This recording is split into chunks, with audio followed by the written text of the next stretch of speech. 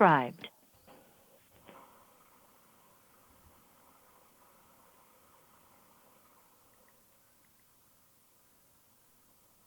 Hello?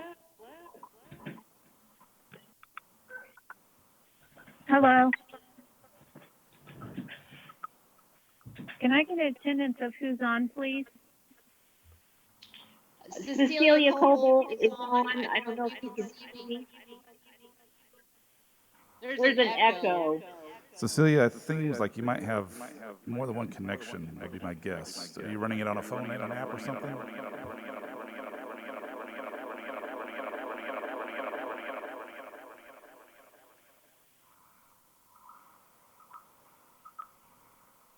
Does that help? Check, check. But now they can't hear you. That's not going to So work. I have Cecilia and Tracy. Anybody else?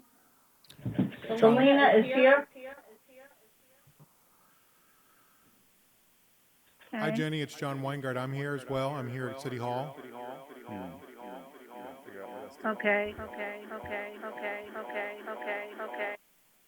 There's a horrible echo, Tracy. Yeah, I'm working on it.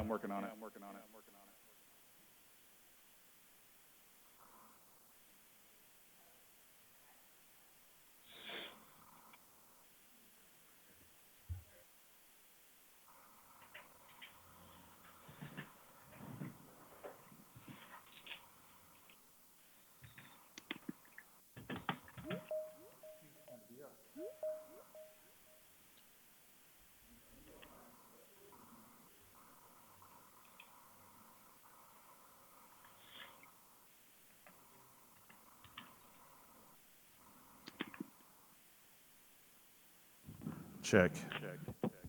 Is that better? It's not great, but it's better.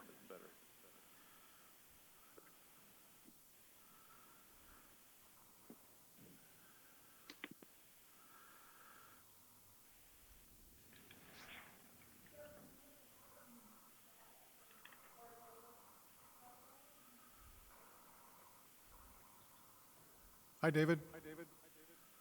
Hey, how are you? Good. How you doing? Good.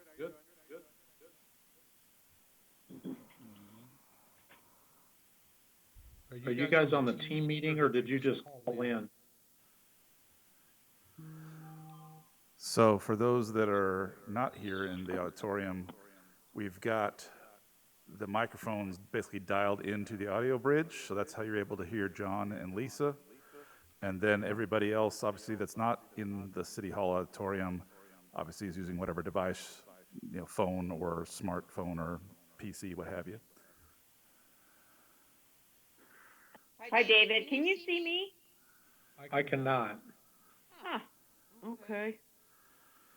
There are different views depending on how you're using the Teams app. You can change the display. I got to remember how to do it myself. Okay. And Tracy, there's a little bit of an echo. Is that just kind of on? I'm working on that. Okay. Okay.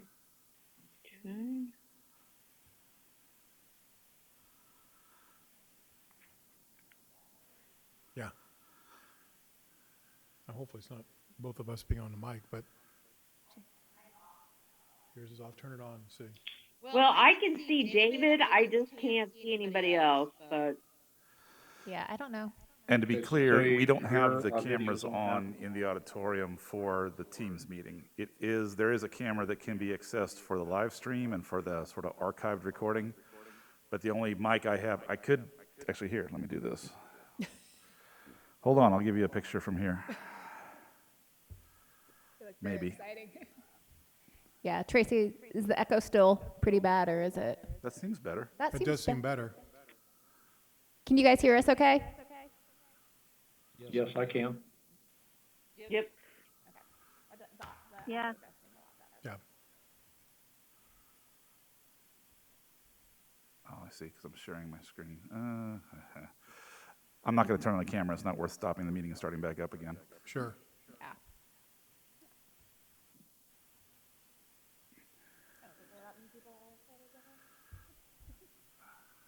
Well, it sounds like we're good to go. I think we are, yeah. We'll go ahead and call our Finance Committee meeting to order here on Wednesday, May the 13th. Jennifer, did you want to kind of make sure we had a roll call, just make sure we had everybody accounted for, or are you good? I can read off who I have. I have Cecilia, Selena, John, David, Lisa, and Tracy. Hey, Okay. Jennifer, this is Elliot Holtzgren. I'm dialed in as well. Okay. All right, very good. Anybody else?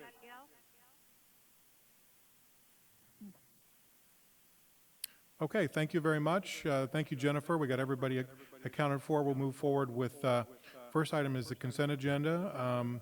Item 3A, reviewing the previous meeting memoranda, and item 4, request to approve resolution authorizing city controller to transfer funds. Do I have a motion to recommend for approval? So moved. Do I have a second? Second? So I have a Please motion. say your name. Yeah, motion by, Celia. so a And motion second by by Cecilia David. and a second by David.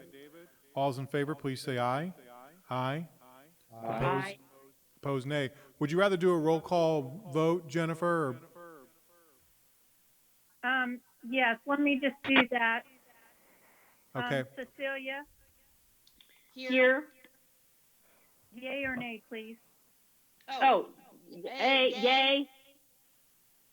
Selena, Aye. John, aye. David, Aye. all approved. Thank you, Jennifer. Thank you, everybody. Moving on to our resolutions that we will recommend to the council meeting for Monday evening. Resolution R051820A. Request to approve a resolution declaring an official intent to reimburse expenditures, approving matters attached, first and final reading.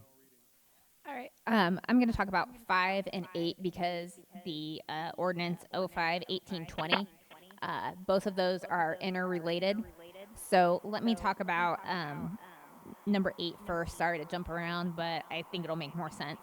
So if you recall, at the last meeting, we approved a bond to do the construction for the roundabout at 126th and Ford. And at the time, the plan was to use the savings off of that bond and issue that new general obligation bond. And since that time, we have made the determination that it's better to switch that bond to be TIF backed. And what that will allow us to do is then issue this general obligation bond and pay for it with the debt service savings. And this will go to fire station capital. So also, if you recall, in December, we made the decision to use cash reserves for some capital expenditure costs. And obviously at the time, we made the decision to use the cash balance. We were in good financial position, well in excess of cash reserves. So it didn't make sense to do debt service on that.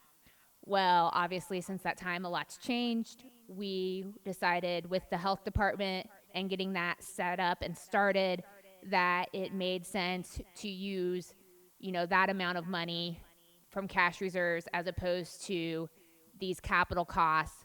So what we're going to do is do this bond, which will do the capital costs. And what item number 5 does is allow the bond to reimburse costs that may have occurred within a certain period of time and will be incurred from the time that we decide to do the bond to the time it actually closes. So 5 and 8 are just kind of go hand in hand, but they are essentially a bond issuance to reimburse us for costs for capital. And then this will put us back essentially, hopefully, at a net zero position between what was used to initially start up the health department and what was done last year to do capital. Does that make sense? Does anybody have questions? Hopefully I didn't go to that too fast, but. Well, why don't we just kind of go down and ask every committee member if there are any questions. Cecilia Coble, do you have any questions? I know I'm having a hard time with the echo and hearing. I'm sorry, but no, I'm fine. Selena Stoller, do you have any questions? No questions, thank you. David George? I do not, John. Thank you. Thank you. I have no questions as well. We're going to close the question. Do we need to approve 5, then 8, or does it matter? I don't think it matters in the order. So I will confirm that with Barnes Sure. before we go on Monday, though. Do I have a motion to approve item 5 to recommend approval to the council? So moved. I have a motion by Selena Stoller. Do I have a second? I'll second. So I have a motion by Selena, a second by John, and we'll do a roll call vote. Jennifer? Cecilia Coble, Aye. Selena Stoller. Aye. John Weingart, Aye. David George. Aye. Thank you all All very much. approved. Thank you, Jennifer. Item 5 passes. Do I have a motion to recommend for approval item 8, 051820? And this is just a first reading and a public hearing. Do I have a motion to recommend approval for the first reading and public hearing? Motion to approve. Selena, is that you? Yes, I'm Okay, sorry. I have a motion by Selena Stoll. Do I have a second? Second by Cecilia. I have a motion by Selena, a second by Cecilia. Jennifer, if you would do a roll call vote, please. Cecilia. Aye. Selena. Aye. John. Aye. David. Aye. All approved. Thank you, Jennifer, very much. We have taken care of item 5 and item 8 on the agenda. Moving on to item 6 in our agenda, Resolution R051820B, request to approve a resolution appropriating additional bridge impact fees, which requires a public hearing. So, as you guys know, we only are responsible for very small sections of bridges. What happened is with part of the reconstruction around the 96th Street area, part of our payment can come from bridge impact fees. So as part of that redesign of 96th Street, we have the opportunity to actually fund some out of bridge impact fees, which we don't get to use bridge impact fees very often for very much. So what happened is we incurred some costs with NDOT in excess of the $125,000 that we have budgeted for the year. And so we're asking for an additional $125,000 to make the payment to NDOT and just utilize the cash balance in bridge impact fees, which is a fund that doesn't get to be used pretty much. So it's a good use of cash balance to help pay for a project. Thank you, Lisa. Cecilia Coble, do you have any questions for Lisa on item 6? No questions. David George, you have any questions? I do not. Selena Stoller, do you have any questions? No questions. I don't have any questions here. Thank you very much. Do I have a motion to approve Resolution R051820B, please? Recommend approval of the council. Motion to approve by Selena. I have a motion by Selena. Do I have a second? Second by David. Motion by Selena Stoller, a second by David George. Jennifer, if you could do the roll call vote, please.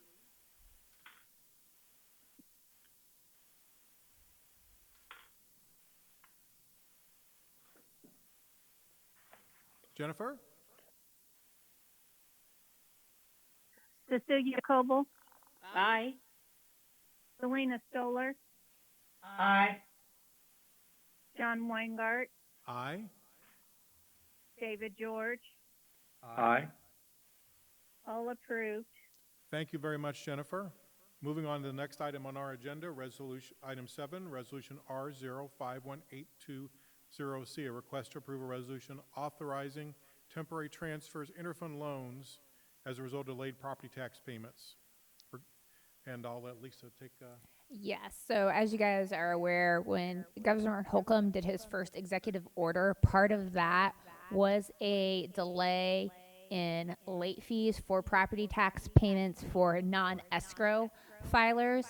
So, what that does is potentially put a timing impact on debt service payments for some property tax backed debt and some TIF backed debt.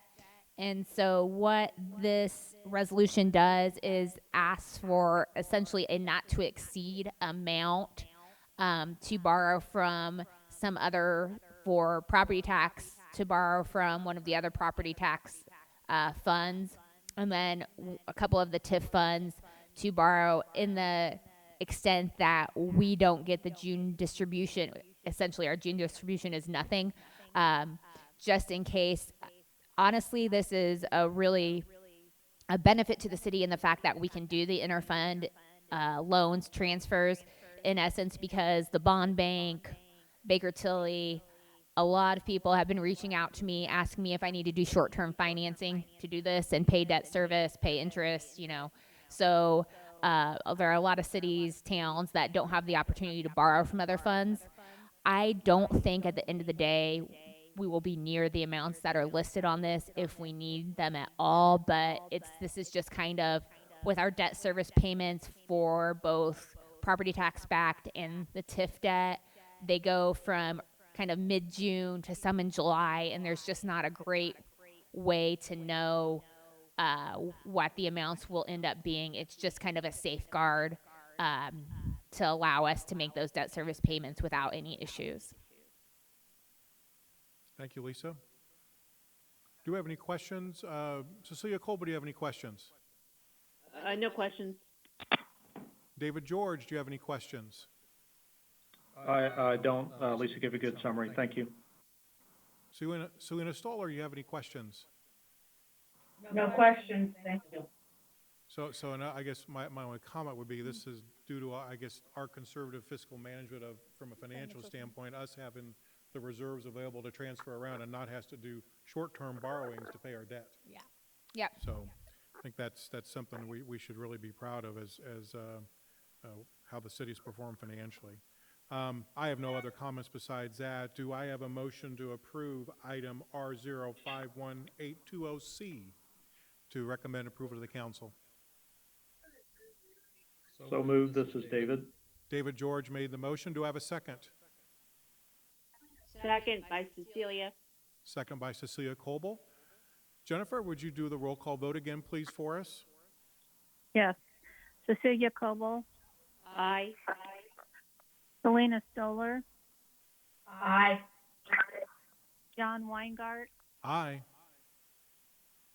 David George, Aye.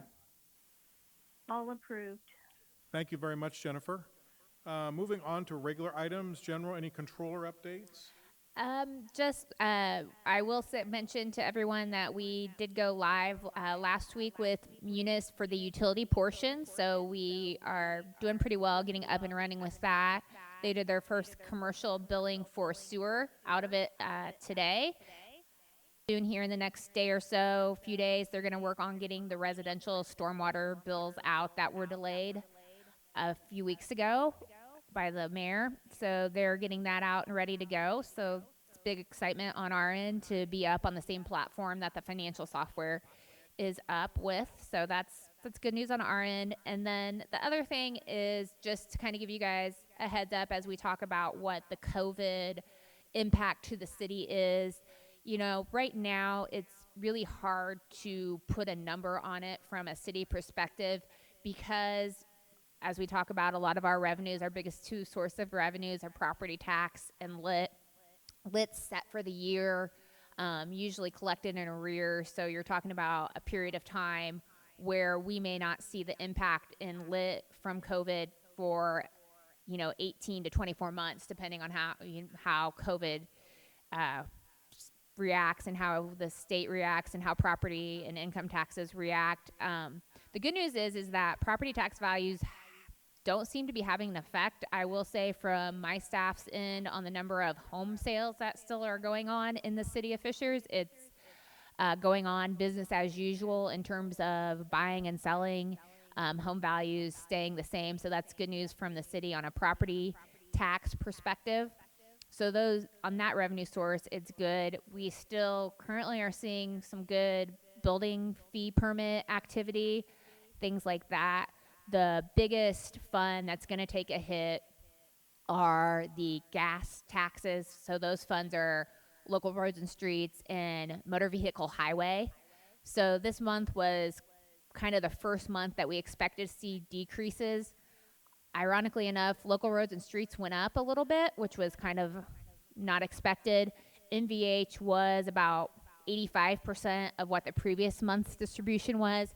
So those are the two funds that are going to feel the most immediate hit, and we've been kind of looking at those, having discussions on those. Then just internally in the city, we've shifted some funds out of the general fund into kind of a holding account just to cut back funds that aren't identified that we think can cut and, help the city out during this downturn. But that's kind of just, I wanted to give a quick update. I know that's a question a lot of people have, kind of how does the city look revenue and expense wise as we kind of hit this pandemic. On our end, we're trying to manage kind of some overtime costs, look at, cut out, what travel and training is truly necessary versus, what could be considered non-essential travel and training, and kind of make some decisions in there that are kind of the low-hanging fruit to cut first. So just kind of wanted to give everybody a quick update. And if you guys have any more specific questions, let me know right now or email them to me. But I did want to get that out to everybody as we start to discuss this and as we head into here the budget season, which is coming up. Obviously, this will factor into the 2021 budget and things like that. Thank you, Lisa. I'll only add that I did meet with the audit partner from BKD via phone here about 3 weeks ago to talk about the process on the audit of the financial statement and where they're at.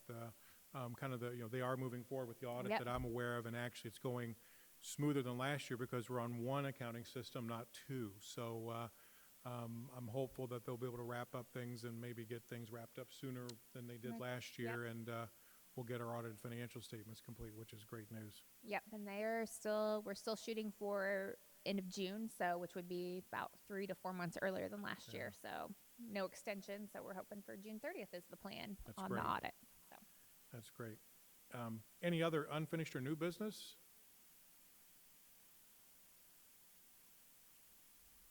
Since there's not, I will entertain a motion to adjourn, please. So moved by David? I have a motion by David to adjourn. Do I have a second? Second, by Selena.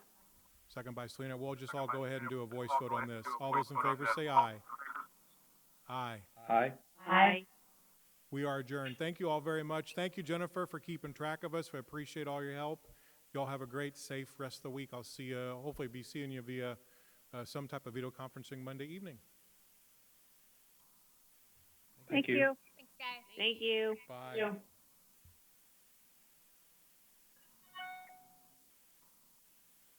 This meeting is no longer being recorded or transcribed.